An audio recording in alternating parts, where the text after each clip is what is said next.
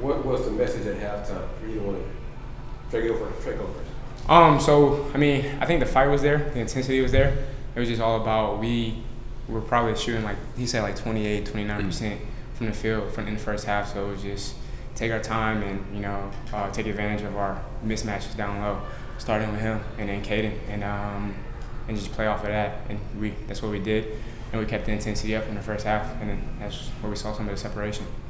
Drew, was that one of the keys to go at? You guys had like a height advantage in every position. Yeah, for sure. Kind of like Trey was saying, in the first half, we were being, really aggressive, but shots just weren't falling. So just continue to be confident in our shots and really just get it in the points in the paint and start from there and work our way out. What was the mood following that loss?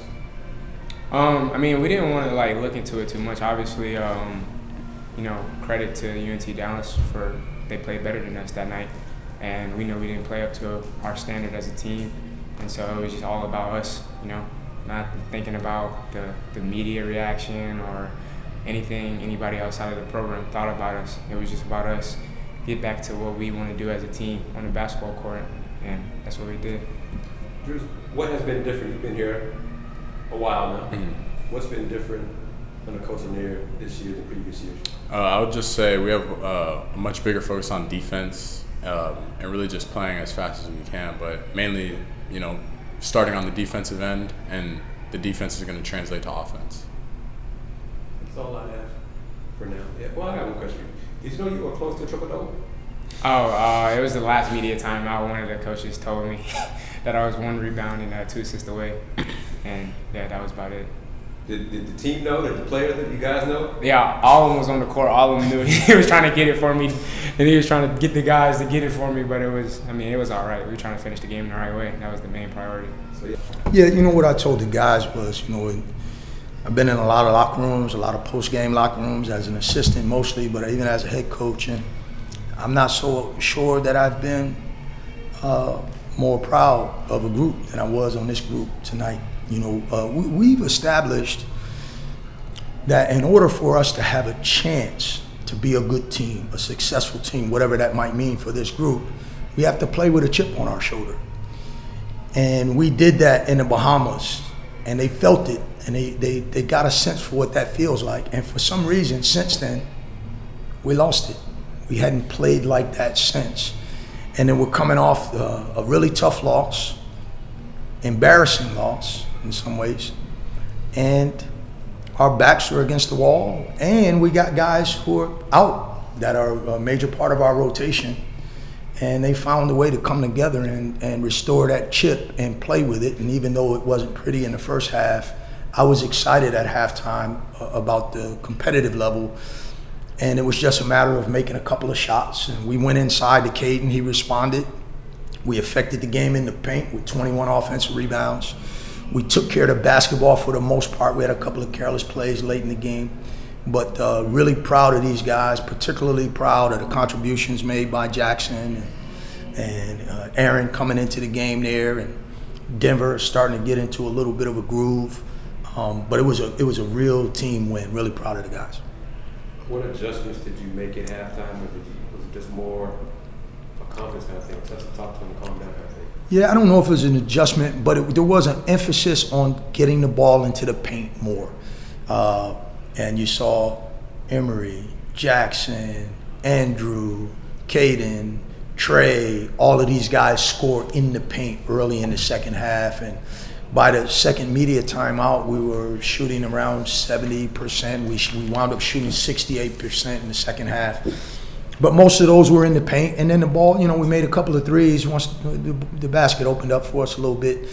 We still got a long way to go in terms of finishing and ball handling and some skill stuff. But if we don't play with that chip, all of that stuff becomes obsolete.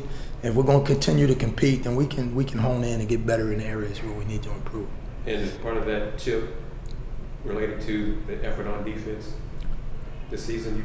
I'm not worried about offense for you, but from your perspective, you want to have the defense be consistent game in, game out. Is that right? I don't think we can have it any other way.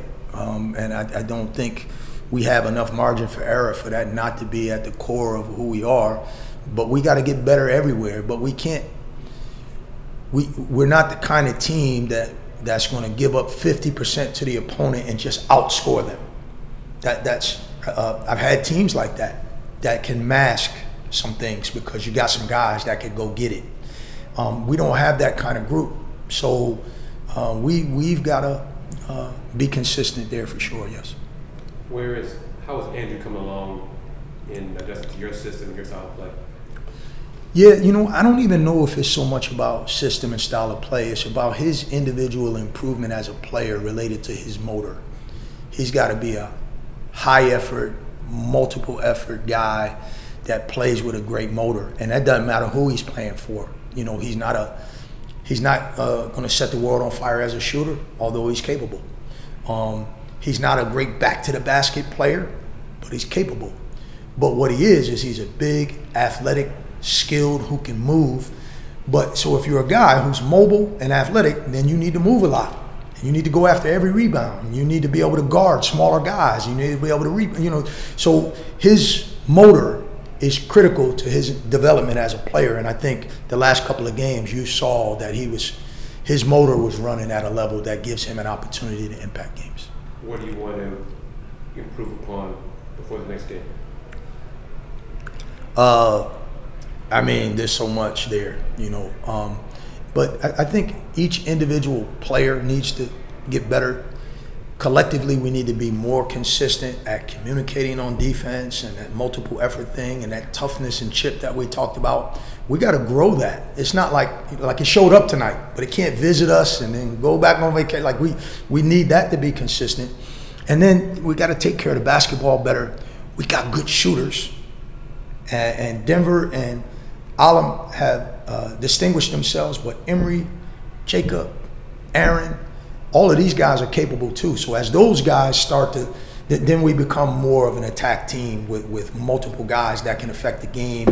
And then obviously getting some guys healthy would be important as well.